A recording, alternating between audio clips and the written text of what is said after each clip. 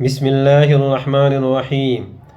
اللہ تعالیٰ کا ارشاد ہے، ہر جاندار کو موت کا مزہ چکھنا ہے، کوئی بھی جاندار موت سے نہیں بچ سکتا۔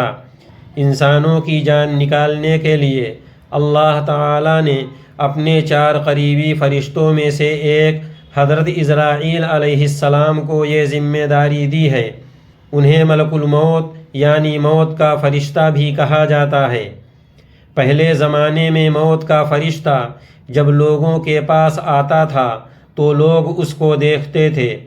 رسول اللہ صلی اللہ علیہ وسلم نے فرمایا، جب موسیٰ بن عمران کی موت کا وقت قریب آیا تو موت کا فرشتہ اسرائیل علیہ السلام ان سے اجازت لیے بغیر انسان کی شکل میں ان کے پاس آیا اور کہا، اپنے پروردگار کی طرف سے موت کا پیغام قبول فرمائیے، یعنی میں آپ کی جان نکالنے کے لیے آیا ہوں، موت کے لیے تیار ہو جائیے۔ موسیٰ علیہ السلام بہت غیرت مند اور جلالی پیغمبر تھے۔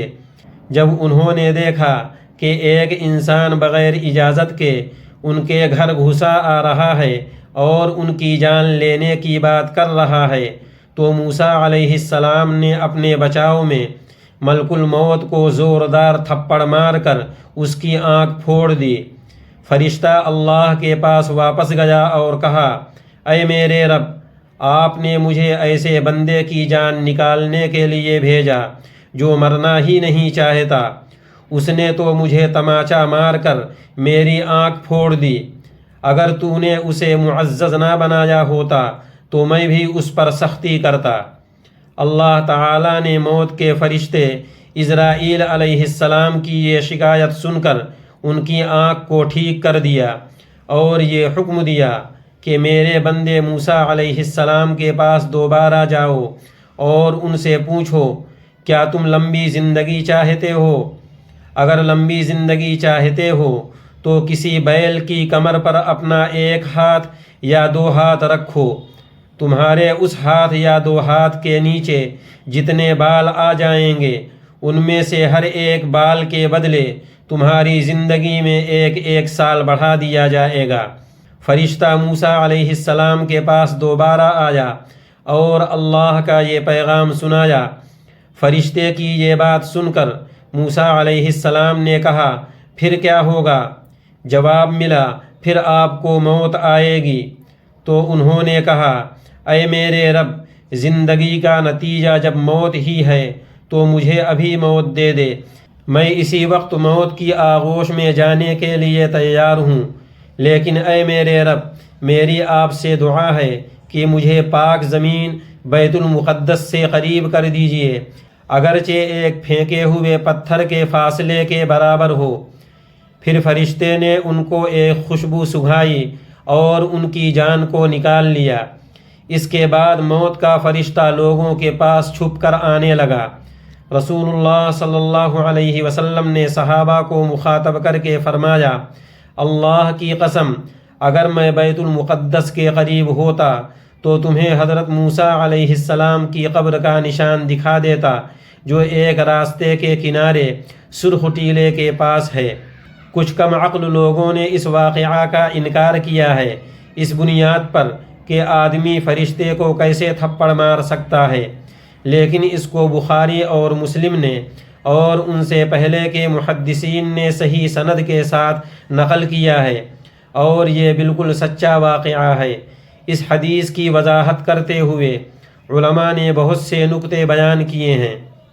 نمبر 1، موت کا فرشتہ انسان کی شکل میں بنا اجازت کے گھر میں داخل ہوا اور حضرت موسیٰ علیہ السلام کی جان نکالنے کی بات کی۔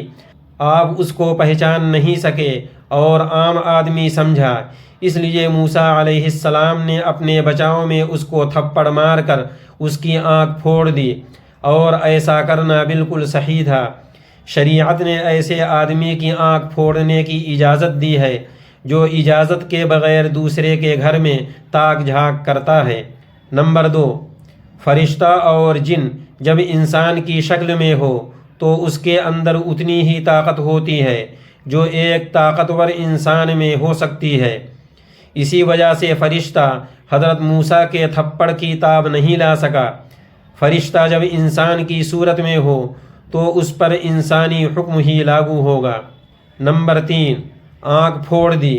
اس بات کی دلیل ہے کہ فرشتہ انسانی صورت میں آیا تھا، ورنہ فرشتے کی آنکھ تو نظر ہی نہیں آتی تو پھوٹے گی کیسے؟ نمبر 4، موت کے فرشتے کا یہ کہنا کہ مرنا ہی نہیں چاہتا تو اس نے حضرت موسیٰ کی ظاہری حالت کو دیکھ کر اندازہ لگایا۔ نمبر 5، بیل کی کمر پر ہاتھ رکھیں۔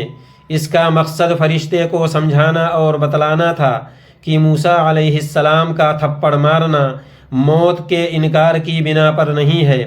اسی وجہ سے جب وہ موت کے فرشتے کو پہچان گئے تو فوراً مرنے کے لیے تیار ہو گئے اور لمبی عمر کی پیشکش قبول نہیں کی۔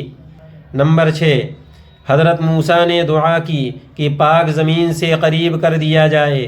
اس سے معلوم ہوتا ہے کہ پاک زمین میں نیک لوگوں کے پاس دفن ہونے کی تمنا کرنا صحیح ہے، کیونکہ پڑوس کا بھی اثر ہوتا ہے۔ نمبر 7، حضرت موسیٰ علیہ السلام نے خود بیت المقدس میں دفن ہونے کی دعا نہیں کی، اس لیے کہ آپ کو خطرہ تھا کہ بنی اسرائیل آپ کی قبر کو پوجنے لگیں گے۔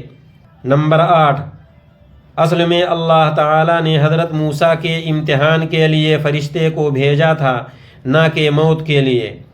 نمبر 9، اس میں تھپڑ کھانے والے فرشتے کا امتحان تھا کہ اللہ کے پاک نبیوں کی جان نکالنے سے پہلے ان سے اجازت لی جاتی ہے، یوں ہی سیدھے جا کر ان کی جان نکالنے کا مطالبہ نہیں کیا جاتا، اور اللہ جس کا چاہیں امتحان لیتے ہیں۔